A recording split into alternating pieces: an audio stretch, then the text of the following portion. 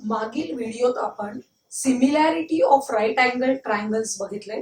त्यामध्ये जॉमेट्रिक मीन थिअरम आणि त्यावर आधारित 2 एक्झाम्पल्स पण बघितले. त्यासाठी तुम्हाला डिस्क्रिप्शन मध्ये लिंक दिलेली आहे.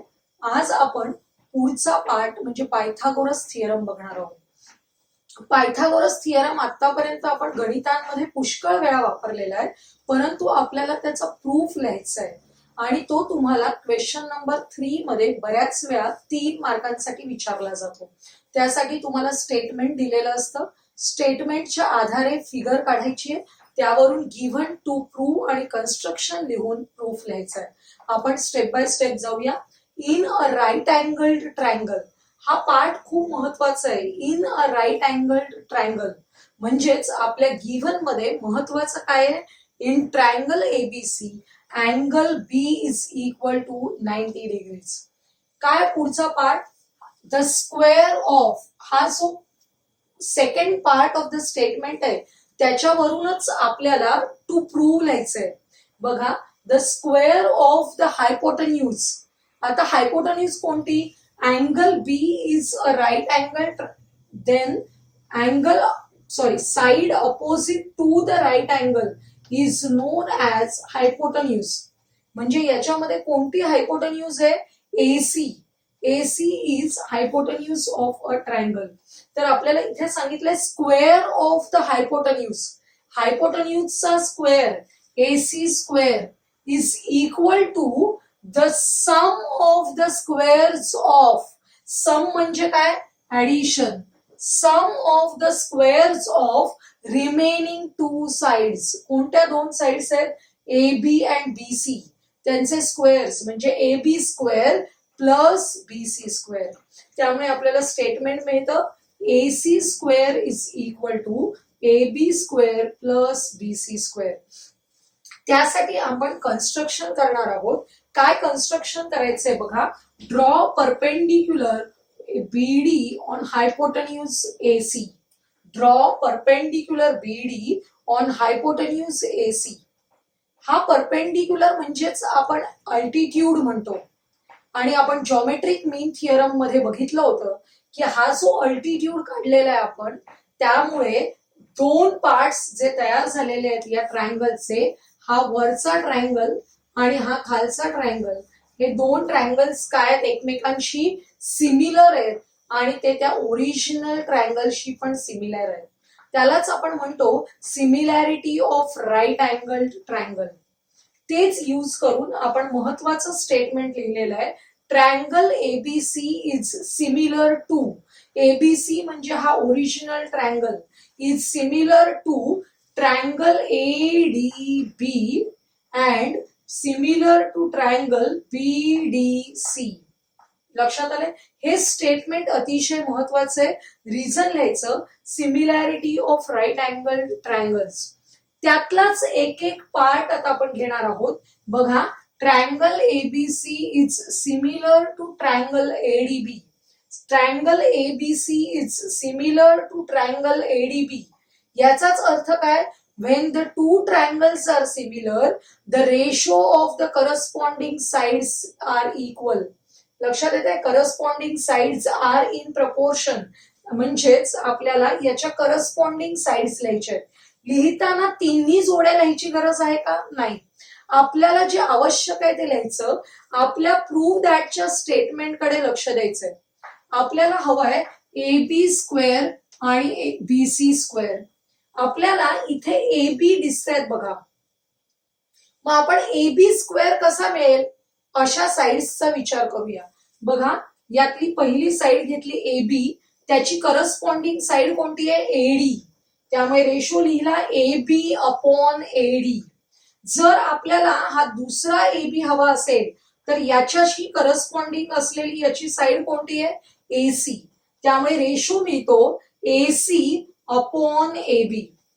आणि त्यामुळे क्रॉस मल्टिप्लिकेशन केल्यावर आपल्याला AB square is equal to AD into DC असं फर्स्ट स्टेटमेंट मिळणार आहे. लक्षात येते? इथे तुम्ही रिझन लिहू शकता. Corresponding sides of similar triangle. आता त्याचप्रमाणे आपल्याला दुसरी जोडी घ्यायची आहे. triangle ABC is similar to triangle BDC. Triangle ABC is similar to triangle BDC. आता आपल्याला AB स्क्वेअर ची व्हॅल्यू मिळाली आहे. आपण कशाची व्हॅल्यू मिळवूया? BC स्क्वेअर ची. बघा याच्यामध्ये हा BC आहे, या BC शी करस्पॉन्डिंग साइड कोणती आहे? DC. त्यामुळे BC upon DC is equal to, आपल्याला इथे BC दिसतोय त्याच्याच करस्पॉन्डिंग असलेली साइड कोणती आहे? बघा पहिल्या ट्रायंगल मध्ये AC. त्यामुळे रेशो लिहायचा AC अपॉन BC. हे दोन रेशो इक्वल आहेत. रिझन काय? Corresponding sides of similar triangle. Cross multiplication करूया आपण. BC into BC, BC square is equal to AD into DC. त्यामुळे आपल्याला हे DC इंटू AC असं आपल्याला सेकंड स्टेटमेंट मिळालेलं आहे. ही दोन स्टेटमेंट अतिशय महत्वाची आहेत. AB स्क्वेअरची व्हॅल्यू मिळाली, इथे BC स्क्वेअरची व्हॅल्यू मिळालेली आहे. DC square BC square is equal to DC into AC. बघा आपल्याला प्रूफ दॅटच्या स्टेटमेंट मध्ये या दोघांची काय करायची आहे? ऍडिशन करायची आहे. म्हणून आपण 1 and 2 हे दोन स्टेटमेंट्स ऍड करतोय. Adding 1 and 2 we get AB square plus BC square is equal to, या बाजूचे AD into AC plus DC into AC. आपण लिहून घेतलेल्या आहेत तशाच टर्म बघा जशा आहेत तशा ऍड केलेल्या आहेत. आता या दोन्ही टर्म्स मध्ये कॉमन फॅक्टर शोधायचा आहे. कोणता कॉमन फॅक्टर आहे? बघा जो दोघांमध्ये आहे AC. AC is a common factor for both the terms. AC common काढला तर आपल्याला ब्रॅकेट मध्ये राहतील AD आणि इथे काय आहे? DC. इथे AD प्लस DC दोघांची ऍडिशन करायची आहे. आकृतीत बघूया. AD प्लस DC काय तयार होतो? AC. त्यामुळे इथे सबस्टिट्यूट केला AC इंटू AC स्क्वेअर. त्यामुळे आपल्याला पाहिजे ते स्टेटमेंट मिळालेलं आहे. AB square plus BC square is equal to AC square, that is hypotenuse square is equal to sum of the squares of the remaining two sides, जो आपला Pythagoras theorem आहे. लक्षात आलंय? आता आपण कॉन्व्हर्स ऑफ पायथागोरस थिअरम बघूया. Converse म्हणजे तुम्हाला माहिती आहे की पायथागोरस थिअरमचा जो स्टेटमेंट आहे त्याचा जो सेकंड पार्ट आहे तो आता फर्स्ट पार्ट आणि फर्स्ट पार्ट होता तो सेकंड पार्ट होणार आहे. म्हणजेच आपलं स्टेटमेंट काय बघा, in a triangle if the square of the one side is equal to the sum of the squares of the remaining two sides, then the triangle is a right angle triangle. हा converse आहे. Pythagoras मध्ये काय दिलेलं? If the given triangle is right angle then, जर दिलेला triangle right angle असेल तर पुढचं स्टेटमेंट होतं. आता उलट आहे. जर दिलेल्या ट्रायंगल मध्ये square of the one side is equal to the sum of the squares of the remaining two sides, then the triangle is a right angle. याला म्हणतात कॉन्व्हर्स. आपण या फिगर मध्ये बघूया. इन ट्रायंगल एबीसी इफ, बघा, if in triangle ABC AC square is equal to AB square plus BC square, then angle ABC is equal to 90. जी सगळ्यात मोठी साइड असते त्याच्या अपोजिट असलेला जो अँगल आहे तो 90चा आहे असं आपण कॉन्व्हर्सने म्हणू शकतो. आणि जर हा अँगल 90चा असेल तर triangle ABC is a right angle triangle असं आपल्याला प्रूव्ह करता येतं. त्यामुळे हा कॉन्व्हर्स आहे. त्याच्यावर बेस असलेले 2 मार्काचे असे छोटे प्रश्न येतात. एक एक्झाम्पल मी घेतलंय बघा. Do the sides 7 centimetre, 24 centimetre, 25 centimetre form a right angle triangle, give reason. या 3 साइड्सने राईट अँगल ट्रायंगल तयार होतो का ते आपल्याला विथ रिझन एक्सप्लेन करायचंय. जेव्हा 3 साइड्स दिलेले असतात तेव्हा आपण त्यांचे स्क्वेअर्स काढून घेऊया. 7 square is equal to 49, 24 square is equal to 576, 25 square is equal to 625. आता जो सगळ्यात मोठी साइड आहे त्याला बाजूला ठेवायचं. सध्या लहान असलेल्या साइड्सच्या स्क्वेअर्सची ऍडिशन करायची. Sum of 7 square plus 24 square केले आपण is equal to 49 plus 576 is equal to, addition करून बघा, ऍडिशन येते 625 which is equal to 25 square. म्हणजेच आपल्याला स्टेटमेंट मिळतं 7 square plus 25 square is equal to 25, sorry काय म्हटलं आपण, 7 square plus 24 square is equal to 25 square. जर असं असेल तर by converse of Pythagoras theorem we say 7 centimetre, 24 centimetre, 25 centimetres form a right angled triangle. लक्षात येते, कॉन्व्हर्स ऑफ पायथागोरस आपल्याला वापरायला अशा प्रकारे येऊ शकतो. समजा मी असं एक्झाम्पल घेतलंय, लक्षात घ्या छोटे आकडे घेऊया आपण या एक्झाम्पल मध्ये तुम्हाला विचार करण्यासाठी. ही साइड आहे 2, ही साइड आहे 1 आणि आपल्याला एक साइड दिलेली आहे 3. तर हा राईट अँगल ट्रायंगल आहे का विचार करूया आपण. या सर्वात मोठ्या साइडचा स्क्वेअर किती येईल, 3 स्क्वेअर इज इक्वल टू 9. उरलेल्या दोघांच्या स्क्वेअर्सची addition 2 square plus 1 square, 4 plus 1 which is equal to 5. काय झालं बघा, मोठ्या साइडचा स्क्वेअर केला तो या रिमेनिंग साइड्सच्या स्क्वेअर्सच्या सम एवढा आहे का, नाहीये. Therefore sides 1, 2, 3 do not form a right angled triangle. लक्षात येते, त्यामुळे परीक्षेला अशी दोन्ही प्रकारची एक्झाम्पल्स येऊ शकतात. जर ही कंडिशन सॅटिस्फाय झाली तर राईट अँगल ट्रायंगल तयार होईल, नाही झाली तर राईट अँगल ट्रायंगल तयार होणार नाही. आले लक्षात. आपण आता पायथागोरस थिअरम वर बेस असलेलं एक एक्झाम्पल बघूया. Find the diagonal of a rectangle whose length is 16 centimeter and area is 192 square centimeter. Rectangle म्हटलं की आपल्या डोळ्यासमोर आकृती येते. आपली वहीचा आकार, पुस्तकाचा आकार, फळ्याचा आकार, हे सगळे काय आहेत, रेक्टँगल आहेत. याची मुख्य प्रॉपर्टी कोणती आहे, opposite sides are parallel to each other and congruent, each angle is equal to 90 degrees. त्यामुळे असा रेक्टँगल आपल्याला काढायचा आहे. या रेक्टँगल मध्ये each angle equal to 90 degrees, म्हणजे अँगल बी मी 90 दाखवलेला आहे, सगळेच अँगल 90चे आहेत.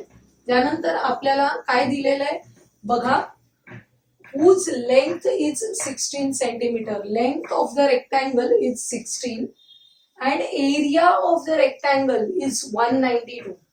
आपल्याला जर सोडवायचं असेल गणित तर आकृती आवश्यक आहे. म्हणून या आकृतीमध्ये जो रेक्टँगल एबीसीडी आपण काढलेला आहे ते आपण डिस्क्रिप्शन मध्ये लिहायचं. Let quadrilateral ABCD be the given rectangle.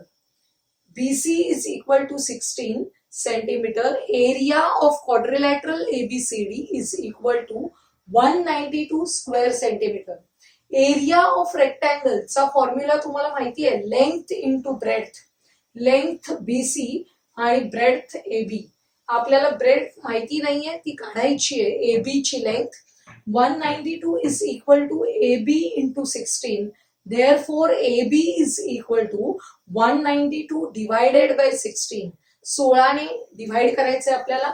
16 एक्के 16, 19 मधून 16 गेले, 3 उरले, 16 दुने 32, त्यामुळे 12 सेंटीमीटर असं आपल्याला AB ची लेंथ आलेली आहे. लक्षात आलं, AB ची लेंथ किती मिळाली आपल्याला, 12 सेंटीमीटर. आपण इथे लिहूया आता 12 सेंटीमीटर.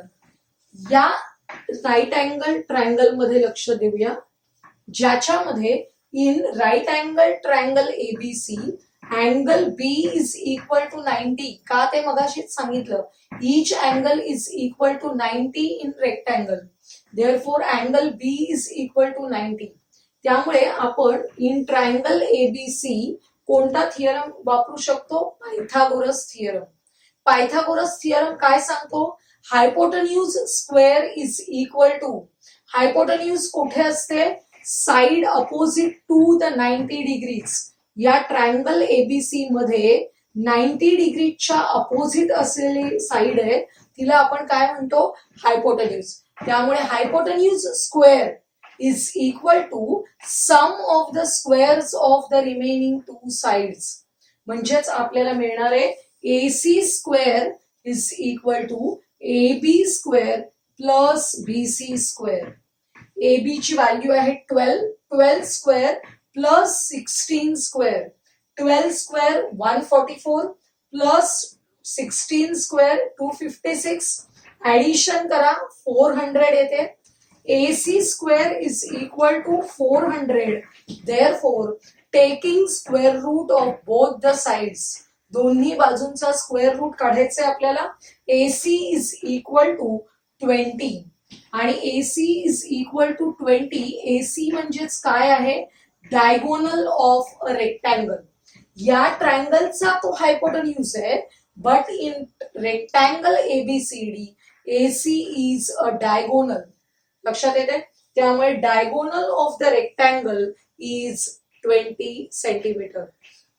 जसा तुम्हाला पायथागोरस साठी या राईट अँगल ट्रायंगलचा प्रश्न आलेला आहे, तसाच स्क्वेअरशी रिलेटेड पण प्रॉब्लेम येऊ शकतो.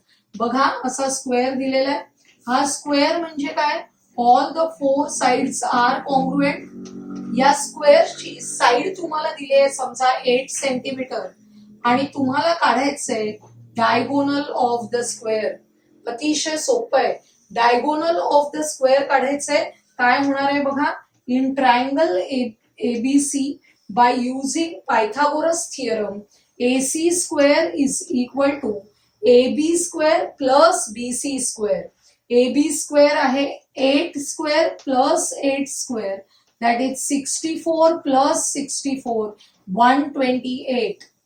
त्यामुळे AC is equal to square root of 128. AC is equal to 64 multiplied by 2. आपल्याला कन्व्हर्जन केल्यावर मिळेल 8√2. त्यामुळे बऱ्याचदा रिकाम्या जागांसाठी वगैरे फिल इन द ब्लँक्स साठी, मल्टिपल चॉईस साठी स्क्वेअरशी रिलेटेड हा प्रश्न येतो. If the side of the square is 8 centimetre, what is the diagonal? Diagonal काय असतो? 8√2. √2 टाइम्स साइड. साइड दिली असेल त्याच्यावरून डायगोनल काढता येतो. डायगोनल दिला असेल साइड काढता येईल. समजा याच फिगर मध्ये मी डायगोनल AC दिलेला आहे 10√2. डायगोनल AC काय दिलेला आहे? 10√2. What is the length of the side of a square? काय असली पाहिजे? 10. केवळ साइड 10 असेल तेव्हाच डायगोनल काय असणार आहे? 10√2. आलंय लक्षात तुमच्या? तर तुम्हाला अशा प्रकारे पायथागोरसवर बेस असलेले छोटे छोटे 1-2 मार्काचे प्रश्न परीक्षेला येतात. पुस्तकामध्ये अशी बरीच गणितं आहेत जी सोपी आहेत, त्यांचा तुम्ही सराव करा. आजचा हा व्हिडिओ तुम्हाला आवडला असेल तर लाईक करा, तुमच्या मित्रमैत्रिणींना शेअर करा आणि आपल्या चॅनलला सबस्क्राईब करायला विसरू नका.